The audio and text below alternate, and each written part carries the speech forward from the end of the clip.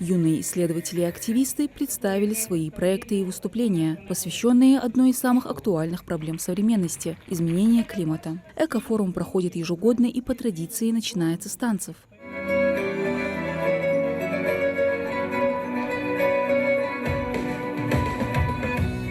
Форум стал площадкой для демонстрации творческого и научного потенциала школьников, серьезно обеспокоенных вопросами экологии и будущего нашей планеты. Ребята представили разнообразные проекты – от исследований локальных экологических проблем до разработки инновационных технологий, направленных на снижение вредного воздействия на окружающую среду.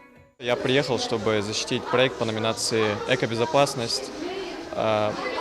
Сроки были ограничены, нам сказали буквально на днях, поэтому надо было очень быстро подготовить проект. Но я уже был на форуме, поэтому мне особо труда не составило вновь податься на эту номинацию.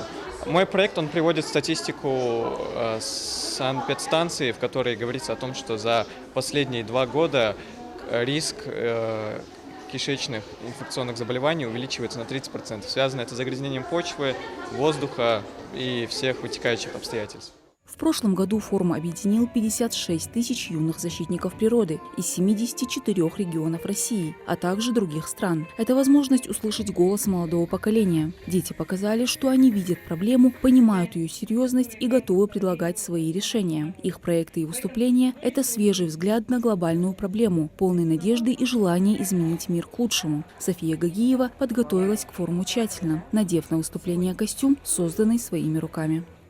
Много бумаги ушло на этот костюм, самоклейки, защитные обертки и зеленые самоклейки еще.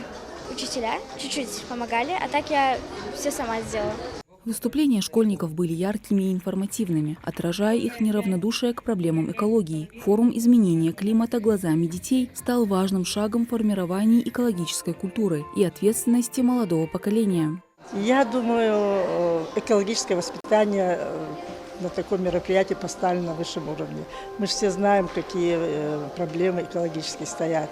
Но дети как могут, так и решают эти проблемы, показывают в рисунках, в поделках, в этих проектах.